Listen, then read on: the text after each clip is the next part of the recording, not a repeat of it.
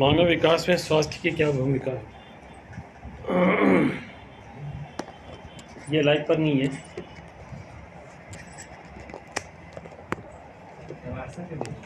हाँ, इसको व्हाट्सएप पे भेजेंगे। तो मानव विकास में स्वास्थ्य की क्या भूमिका है? तो मानव विकास में स्वास्थ्य की भूमिका बहुत ही महत्वपूर्ण है, क्योंकि कहते हैं ना, मन चंगा तो कठौती में गंगा। अर्थात स्वास्थ्य का तात्पर्य होता है कि व्यक्ति में जीवित रहने की क्षमता है। स्वास्थ्य का तात्पर्य होता है कि व्यक्ति में रोगों से लड़ने की क्षमता है।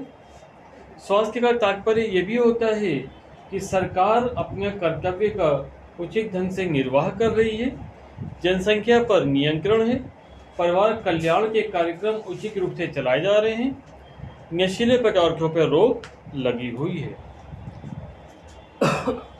तो जिस देश में नागरिक जितने ज़्यादा स्वस्थ होते हैं, उस देश को उतना ही ज़्यादा विकसित देश कहते हैं। क्लियर हो गया? अगला क्वेश्चन, आय के आधार पर विभिन्न देशों की तुलना कैसे की जाती है? तो आय विकास को मापने का एक महत्वपूर्ण साधन माना जाता है। ऐसा कहा जाता है कि जिस देश के लोगों की आय जितनी कम होगी, वो देश उतना पिछड़ा हुआ है, और जिस देश के लोगों की आय जितनी ज़्यादा होती है, वो देश उतना ही विकसित माना जाता है। अमेरिका के लोगों की आय बहुत ज़्यादा है, तो अमेरिका एक विकसित देश है ना। और भारत के लोगों की आय बहुत कम है, तो भारत विकसित देश नहीं है, अर्थात एक विकासशील देश है।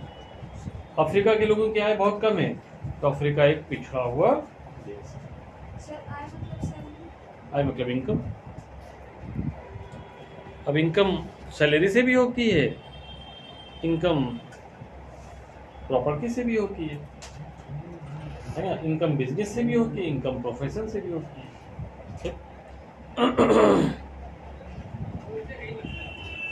एक विकसित देश की विशेषताएं क्या होती है? अगला क्वेश्चन, तो एक विकसित देश में कुछ प्रमुख विशेषताएं पाई जाती है। पहली चीज, उस देश में लोगों का जीवन स्तर उच्च होगा। उस देश में जीडीपी, ग्रॉस डोमेस्टिक प्रोडक्ट, उच्च होगा। उस देश में बाल कल्याण की सारी सेवाएं होंगी, बच्चों की, स्वास्थ्य की सेवाएं होंगी, परिवहन अच्छा होगा, आवागमन के साधन, परिवहन, ट्रांसपोर्ट अच्छा होगा, संचार की बेहतर सुविधाएं होंगी, शिक्षा की बेहतर सुविधाएं होंगी, आवास की बेहतर सुविधाएं होंगी, बुनियादी ढांचा देश का अच्छा होगा, प्रति व्यक्ति आय बहुत ही अच्छी होगी, और जीवन को जीने के संसाधन देश में प्रचुर मात्रा में उपलब्ध होंगे। यदि ऐसा है तो वो देश एक विकसित देश है। क्लियर? अगला क्या है, राष्ट्रीय आय वृद्धि है तो कोई 3 उपाय बताइए। तो राष्ट्रीय आय में वृद्धि करने के लिए 3 उपाय में सबसे पहला उपाय आता है कि जनसंख्या वृद्धि पर नियंत्रण करना। हमारा देश इसमें विश्व की नंबर 1 पोजीशन पर है जनसंख्या के क्षेत्र में। विश्व में सबसे ज़्यादा जनसंख्या इसमें भारत में।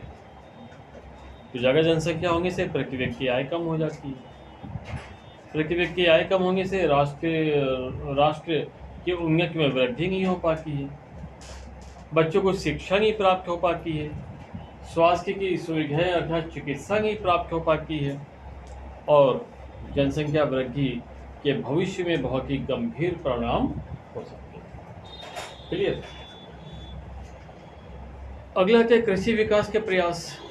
भारत एक कृषि प्रधान देश है, तो जो भी देश अपनी आय में वृद्धि करना चाहता है, तो जो उसकी विशेषता है, जैसे भारत की विशेषता कृषि है, तो कृषि की आय बढ़ाने पर प्रयास करना चाहिए। आज भी देश में परंपरागत तरीके से कृषि की जा रही है, उसको टेक्नोलॉजी से जोड़ना चाहिए, आधुनिक तरीके से कृषि करनी चाहिए। इससे किसानों की आय बढ़ेगी, देश की आय भी बढ़ेगी। बचत वृद्धि को प्रोत्साहन। देखिए, बचत बहुत ही जरूरी होती है, पैसे को बचाना बहुत ही जरूरी होता है। लेकिन बचत के बारे में एक बात कही जाती है कि सरकार जितना कम टैक्स लगाएगी लोग उतना ही ज़्यादा पैसा बचा पाएंगे, क्योंकि अगर सरकार ज़्यादा टैक्स लगाएगी कि लोगों की बचत का पैसा तो टैक्स में ही चला जाता है, फिर लोगों की बचत हो नहीं पाती, क्योंकि बचत से पूंजी का निर्माण होता है, और जब पूंजी का निर्माण होता है तो उससे व्यापार होता है, और व्यापार होता है तो उससे लाभ अर्जित किया जाता है, यानी जिसे कहते हैं पैसे से पैसा कमाना, ठीक है। और पैसे से अगर पैसा कमाना है तो पैसे को पहले बचाना पड़ेगा और एक पूंजी का निर्माण करना पड़ेगा। क्लियर हो गया? शिशु मृत्यु के रोकने के 3 उपाय बताइए। शिशु बच्चे, छोटे छोटे बच्चे जो पैदा होते हैं ना, उनको मरने से रोकने के क्या उपाय करने चाहिए? तो पहला उपाय ये करना चाहिए, शिक्षा का प्रसार। कहते हैं कि अगर एक महिला पढ़ी लिखी होती है तो वह परिवार को पढ़ा लिखा बनाती है, और परिवार से ही देश बनता है। तो महिलाओं का पढ़ा लिखा होना बहुत ही जरूरी होता है। एक पढ़ी लिखी महिला को शिक्षा का महत्व पता होता है और वो अपने बच्चों को भी शिक्षित बनाती है। तो इसके लिए जब सभी लोग पढ़े लिखे होंगे, शिक्षित होंगे, समझदार होंगे, तो जो रूढ़िवादिता है, जो अज्ञानता है, जो अंधविश्वास है, वो सब दूर होगा, लोगों में अच्छे विचार आएंगे। और यदि स्त्रियां पढ़ी लिखी होंगी तो उन्हें पता होगा कि जो नया जन्म लेने वाला शिशु है उसकी देखभाल के लिए उन्हें कौन से उपाय करने हैं। तो दूसरा क्या है, जीवन स्तर में उन्नयन। देखिए, शिक्षा बहुत ही जरूरी होती है। अगर शिक्षा होगा तो रोजगार होगा, रोजगार होगा तो फिर आय होगी, आय होगी तो संतुलित आहार होगा, और संतुलित आहार होगा तो महिला अगर अच्छे से खाती पीती है तो फिर उसका जो पैदा होने वाला बच्चा होगा वो भी स्वस्थ होगा। सीधी सी बात है। तीसरा क्या है, बाल चिकित्सालय। देश में जगह जगह पर ना बाल चिकित्सालय होने चाहिए, यानी बच्चों के हॉस्पिटल्स होने चाहिए जहाँ पर बच्चों की सभी बीमारियों का इलाज उनको सही समय पर मिल सके। क्लियर हो गया? फिर अगला क्वेश्चन अब इंग्लिश मीडियम से देख लेते हैं। What is meant by economic development? What are the 2 basis of measuring economic development of country? तो इकोनॉमिक डेवलपमेंट से आप क्या समझते हो, मतलब आर्थिक विकास से क्या समझते हो? किसी भी देश के आर्थिक विकास को नापने के 2 उपाय बताइए। तो कहते हैं कि जिस देश में प्रोडक्शन जितना ज़्यादा होता है उस देश का आर्थिक विकास उतना ही ज़्यादा होगा, है ना। और प्रोडक्शन ज़्यादा क्यों होगा? प्रोडक्शन प्रोड्यूसर तभी करेगा जब उस देश में उस प्रोडक्ट की डिमांड होगी, और डिमांड कब होगी? जब उस देश में जनसंख्या ज़्यादा होगी। तो जितनी ज़्यादा लोग, जितनी ज़्यादा जनसंख्या, उतनी ज़्यादा डिमांड, और जितनी ज़्यादा डिमांड उतना ज़्यादा प्रोडक्शन। तो ग्रॉस डोमेस्टिक प्रोडक्ट बढ़ गया, ग्रॉस डोमेस्टिक प्रोडक्ट बढ़ गया तो कंपनियों का प्रॉफिट बढ़ गया, प्रॉफिट बढ़ गया तो इकोनॉमी बढ़ गई हमारी, ठीक है ना। इकोनॉमी बढ़ गई तो देश हमारा एक विकसित देश हो गया, या फिर उसका आर्थिक विकास हो रहा है, डेवलप हो रहा है। अब इसको नापने के 2 तरीके क्या हैं? पहला देख लो, पर कैपिटा इनकम, जैसे हिंदी में कहते हैं प्रति व्यक्ति आय। यदि प्रति व्यक्ति आय बढ़ रही है तो देश का विकास हो रहा है। दूसरा देख लो, नेशनल इनकम, अगर देश की आय बढ़ रही है तो भी देश का विकास हो रहा है। Clear? What is meaning of development? विकास से आप क्या समझते हो? Explain 2 aspect of development. विकास के 2 पक्ष बताइए। तो विकास का मतलब है जीवन स्तर में सुधार। विकास का मतलब है जीवन स्तर में सुधार। अब हमारे देश का विकास देखो कितना हो गया, समझिएगा। पहले हमारे देश में जो स्वीपर आते थे, जो जमादार आते थे, जो गलियों में बाहर झाड़ू लगाते हैं, सफाई करते हैं, जो आते थे वो पैदल आते थे। धीरे धीरे विकास हुआ, साइकिल से आने लगे, फिर और विकास हुआ, मोटरसाइकिल से आने लगे, स्कूटी से आने लगे, है ना। और जगह विकास हो जाएगा तो फिर अमेरिका जैसा हो जाएगा, जहाँ पे अमेरिका में आपने देखा होगा कि जो स्वीपर होते हैं वो कार से आते हैं, सूट बूट पहने होते हैं, आप देख के लगेगा नहीं स्वीपर है ना। कार पार्क करेंगे और स्वीपर की यूनिफॉर्म पहनेंगे, अपना झाड़ू पंजा निकालेंगे, साफ सफाई करेंगे, फिर से चेंज करेंगे, सूट बूट पहनेंगे, कार में बैठेंगे और चलेंगे। वो डेवलप कंट्री है, उसका विकास हो चुका है। वहाँ पर स्वीपर के पास भी कार है, तो आप समझ सकते हो कि अन्य लोगों के पास कितना पैसा होगा। और ये इंडिया है, यहाँ पर स्वीपर के पास भी स्कूटी है, मोटरसाइकिल है, तो समझ सकते हो कि अन्य लोगों के पास कितना पैसा होगा, देश का विकास कितनी तेजी से हो रहा है। क्लियर हो गया? तो दो चीज़ें देखनी होती हैं, आपने देख ली है ना। तो डेवलपमेंट के लिए आपने देख लिया कि एक तो लोगों के पास जो है जो उनके लक्ष्य हैं वो धीरे धीरे बड़े होने चाहिए, और दूसरा ये है कि एक व्यक्ति के विकास से दूसरे व्यक्ति का विकास भी रिलेटेड होता है। फिर अगला क्वेश्चन आता है इंग्लिश मीडियम का, ये व्हाट में बी डेवलपमेंट फॉर वन में not be development for other, explain by giving examples. एक व्यक्ति का विकास दूसरे व्यक्ति का विकास नहीं हो सकता, क्या आप इसको डिस्क्राइब कर सकते हैं? तो ये सही है कि एक व्यक्ति का विकास कोई जरूरी नहीं कि दूसरे व्यक्ति का भी विकास हो, क्योंकि अगर मजदूरों की मजदूरी बढ़ेगी तो क्या होगा सबूत? मजदूरों की मजदूरी बढ़ेगी तो नुकसान किसको होगा? ठेकेदार को नुकसान होगा। बिल्कुल सही बात है। इंटरप्राइजेस को नुकसान होगा, बिजनेस को नुकसान होगा, क्योंकि जगह सैलरी उसको देनी पड़ रही है, जगह वेजेस उसको देनी पड़ रही है। तो यहाँ पर एक को फायदा और दूसरे को नुकसान हो रहा है। फिर आ गया, अगर किसान अपनी फसल को ऊंचे दाम पर बेचेगा तो किसान को क्या फायदा होगा? नुकसान किसको होगा? खरीदने वाले को नुकसान होगा, उससे ज्यादा कीमत पे करना पड़ेगा। अगर बिजली विभाग बिजली महंगी बेचेगा तो बिजली विभाग को क्या फायदा हो रहा है? नुकसान किसको हो रहा है? पब्लिक को, जनता को नुकसान हो रहा है, क्योंकि उससे ज्यादा कीमत चुकानी पड़ रही है ना। एक बल्ब और एक पंखा लगाने की कीमत 50 रुपये रोज के हिसाब से चुकानी पड़ती है, आप समझिए 1500 रुपये का बिल। कितने से एरिया का कॉमर्शियल का ढोंग रचा रखा है इन लोगों ने। और जब एसी चला लो तब तो 4000 5000, समझ लो। तो ये किसको नुकसान हो रहा है, किसको फायदा हो रहा है, यहाँ पर आपको गौर ये करना होगा। अगला आता है इलेक्ट्रिक बिल। हमने बता दिया कि इलेक्ट्रिक बिल अगर बढ़ेगा तो फिर नुकसान किसको होगा? जिसने भी इलेक्ट्रिसिटी लगवा रखी है, जैसे कि इंडस्ट्री है, उद्योग है, कारखाना है, कारखाने को बिजली महंगी मिलेगी तो प्रोडक्ट महंगा कर देगा। वो प्रोडक्ट महंगा होगा तो कंज्यूमर को ज़्यादा पेमेंट करना पड़ेगा, है ना। तो नुकसान तो सीधे सीधे कंज्यूमर का ही हो रहा है। इंग्लिश मीडियम में अगला क्वेश्चन है, इसके कहेंगे 3 फैक्टर्स अगर कहेंगे income that are important in life. वो 3 कारक बताइए आय को छोड़ करके जो हमारे जीवन में बहुत ही जरूरी है। आय को छोड़ करके 3 कारक बताएंगे। तो पहला क्या आता है, इन्फेंट मोर्टेलिटी रेट, यानी कि नवजात शिशुओं की मृत्यु दर कम होनी चाहिए, कम बच्चे मरने चाहिए।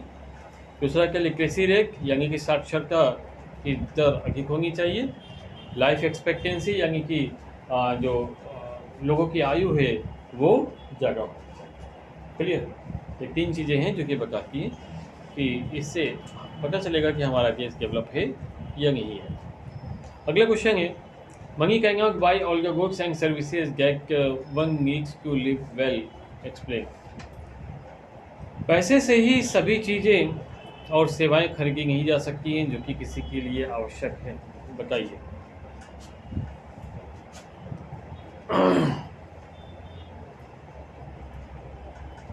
देखिए, पैसा बहुत ज़रूरी है, बहुत कुछ है, लेकिन पैसा सब कुछ नहीं है। पैसे से आप खरीद सकते हो, वस्तुएं खरीद सकते हो, सेवाएं खरीद सकते हो, इलाज खरीद सकते हो, आज़ादी खरीद सकते हो, सिक्योरिटी खरीद सकते हो, रिस्पेक्ट खरीद सकते हो, लेकिन पैसे से आप ये जो वातावरण है इसे प्रदूषण मुक्त नहीं कर सकते।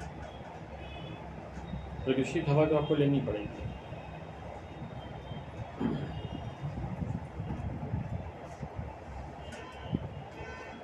पैसे से आप दवाइयाँ खरीद सकते हो, पर बीमारियों से नहीं बच सकते,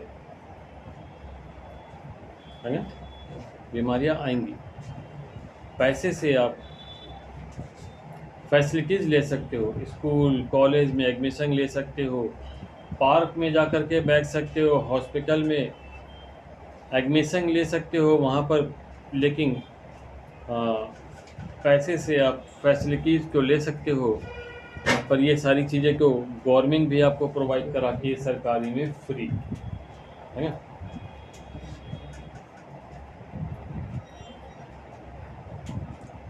पैसा से आप सब कुछ खरीद सकते हो, पर सरकार नहीं खरीद सकते। वो सरकार जो कि आपकी भलाई के, आपके कल्याण के लिए काम करे। क्लियर? अगला क्वेश्चन है, define human development index. Human development index को बताइए। तो HDI का मतलब होता है ह्यूमन डेवलपमेंट इंडेक्स, यह हाई होना चाहिए। इसको पब्लिश किया जाता है UNDP, जो बताता है कि कंट्री की रैंक क्या है।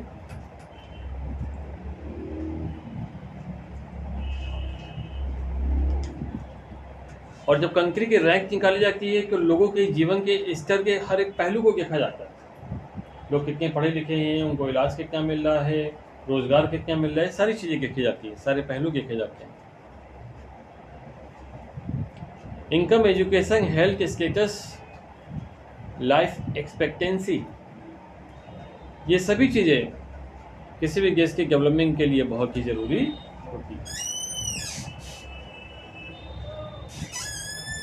In what respect is the criterion used by the UNDP, United Nations Development Policy, for measuring development different from the one used by the World Bank? तो वर्ल्ड बैंक क्या use करता है? World bank use करता है per capita income को, किसी देश की जो है प्रति व्यक्ति आय कितनी है उस देश का ह्यूमन डेवलपमेंट इंडेक्स को निकालने के लिए। इसके साथ साथ वो कुछ कॉम्बिनेशन फैक्टर्स भी देखता है, जैसे हेल्थ हो गया, एजुकेशन हो गया, लोगों के इनकम हो गया, इनको भी देखता है। इसके आधार पर वो डिसाइड करता है कि जो है किस देश का डेवलपमेंट कितना हो रहा है। ठीक है, नेक्स्ट क्वेश्चन आता है, what is concept of development. Development से आप क्या समझते हो? तो डेवलपमेंट का मतलब क्या होता है अगर इसकी बात करें तो जैसे कि हम लोगों ने अभी क्या डिस्कस किया कि डेवलपमेंट का मतलब होता है किसी भी देश की पर कैपिटा इनकम बढ़नी चाहिए, देश में ग्रोथ होनी चाहिए, उसकी इकोनॉमी में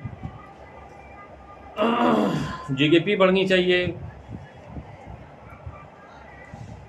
लोगों का लिविंग स्टैंडर्ड बढ़ना चाहिए, एजुकेशन बढ़ना चाहिए, हेल्थ फैसिलिटीज़ बढ़नी चाहिए। ये सारी चीज़ें देखी जाएंगी, तभी डिसाइड किया जाएगा कि वो देश एक डेवलप कंट्री है या फिर डेवलपिंग कंट्री। क्लियर? फिर आपका अगला क्वेश्चन है, suggesting 3 measures for an increase in national income. National income को बढ़ाने के लिए 3 बातें बताएं। तो पहली बात आपकी यूटिलाइजेशन ऑफ नेचुरल रिसोर्सेज, जो हमारे पास प्राकृतिक संसाधन है उसका मैक्सिमम यूज़ करना चाहिए। बैलेंस ग्रोथ, ग्रोथ हर सेक्टर में होनी चाहिए, किसी एक सेक्टर में नहीं, हर सेक्टर में ग्रोथ होनी चाहिए, इसे बैलेंस ग्रोथ कहते हैं। और higher growth for foreign trade, जो विदेशी व्यापार है उसमें हायर ग्रोथ होनी चाहिए, ज़्यादा ग्रोथ होनी चाहिए, क्योंकि विदेशी व्यापार से ही पैसा आता है। Clear? Suggesting 3 measure to check infant mortality rate, यानी कि जो छोटे बच्चे होते हैं उनकी मोर्टेलिटी रेट की अगर बात करें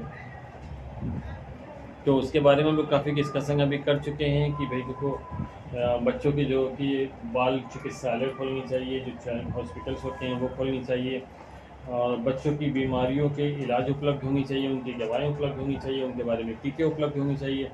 ठीक है ना? और महिलाओं की शिक्षा होनी चाहिए। ये सारी चीज़ें यदि उपलब्ध होंगी तो फिर बच्चों का जो है मृत्यु दर कम होगी। क्लियर हो गया?